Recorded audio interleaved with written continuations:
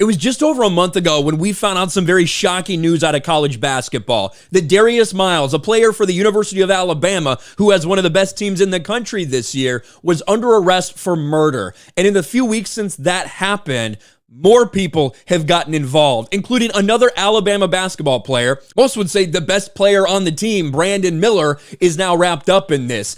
But the very strange thing about the Brandon Miller situation is although court records indicate and show that he delivered the murder weapon to his teammate, he's not getting in any trouble. He hasn't been arrested, and he intends to continue to play this year for Alabama. Alabama's head coach said he will continue to play for us, and that's created some very interesting conversations. A lot of people don't think he should be on the floor with this investigation ongoing, even though he hasn't been charged with anything. They don't think that he should be playing college basketball after being shown to have delivered a murder weapon to his former teammate. Police say Alabama star Brandon Miller delivered gun to former teammate Darius Miles before shooting.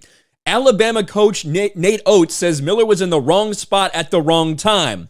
Well, with everything we know, with the text messages we have, I think it's a little more than being in the wrong place at the wrong time. When you get a text from your buddy saying, hey, bring me my gun, bring me a gun because this person just threatened me or because this, and this, and you then drive there with a loaded weapon, let him know the weapon is loaded, that's a little more than just being in the wrong place at the wrong time. Now, it's an interesting question, right? If someone has not been charged with a crime, and even the police admit we don't have enough to charge this person with the crime, so right now they're just a witness, should Brandon Miller be punished by Alabama or the NCAA for his actions, which right now, as things are playing out in court, certainly seem to appear that he dropped off this weapon, maybe knowing that something was going to happen with it, maybe not knowing that something was going to happen to it, but either way, delivered this weapon to his teammate who then went on to kill someone. And it's a tough question because I've always been someone who says, listen, let it play out in the courts. And if you show something happen, if they get proven this, and this, then you punish them. That's fine. But I think far too many people end up getting punished before they prove that any crime actually happened.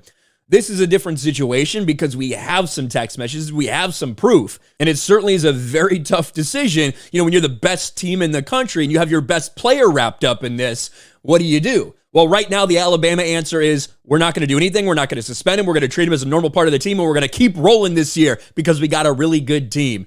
Doesn't sit well with some people. Tuscaloosa police testified Tuesday that star Alabama freshman Brandon Miller delivered the gun used in a shooting that killed Jamia Harris on January 15th. Former Alabama player Darius Miles and another man, Michael Davis, are facing capital murder charges for the shooting. Miles was removed from the team after he was arrested. Davis is accused of shooting Harris, while Miles has admitted in court records to giving Davis the gun for the shooting. Miller has not been charged with a crime for allegedly bringing Miles the gun. Miller's played in all 27 games for number 2 Alabama and his team's leading scorer with nearly 19 points per game. He's projected to be a likely lottery pick in the 2023 NBA draft.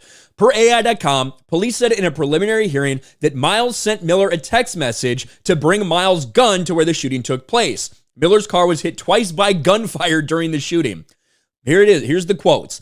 Miles texted Miller to bring his gun to where they were, according to police. When Miller got to the scene, Miles told Davis the heat is in the hat, meaning that the gun was present. Miles then added there's one in the head, meaning there's a round in the chamber. Miles moved his girlfriend back to get her out of the line of fire, Culpepper added. So now, why did Brandon Miller have his gun to begin with? His attorneys have come out and said this didn't happen. Brandon Miller's lawyers have said, no, this is all fake. This never happened, blah, blah, blah. Lawyers for Brandon Miller dispute claim that Alabama star provided gun in the killing. Now, again, there are text messages and things like that, but this is what his lawyers are saying.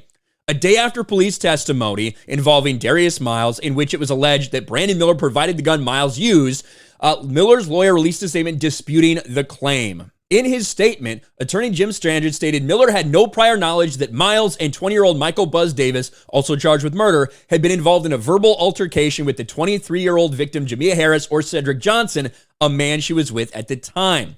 Brandon never touched the gun, was not involved in its exchange with Mr. Davis in any way, and never knew that illegal activity involving the gun would occur.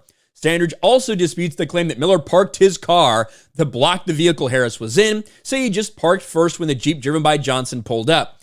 Police testified Miles texted Miller asking for a gun To which Miller replied that he is in the hat. Of course, there's one in the head, just like we talked about earlier. The lawyer also said all the events he described were captured on video, and Miller's fully cooperated with authorities. He said Miller does not own a firearm and has never even handled a firearm and had no knowledge of any intent to use any weapon. Begs the question, why did he have the gun that he then brought to him? But whatever.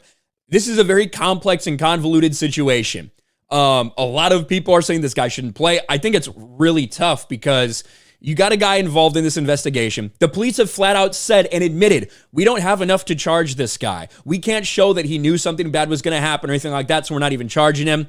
What do you do as Alabama? Right now, the answer is continue to let him play. Ultimately, I think Brandon Miller is obviously up to some shady shit, but it's a really tough situation.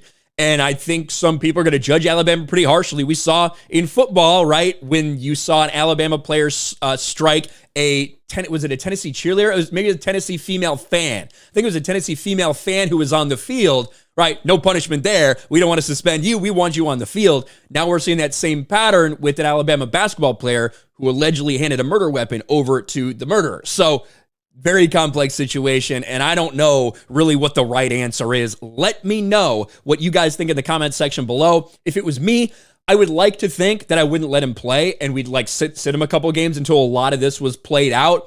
But at the same time, the police have said whatever. If they've cleared him, if they're saying they're not going to charge him, then what are you really punishing him for, I guess, other than, well, morally, you just did something that we don't like.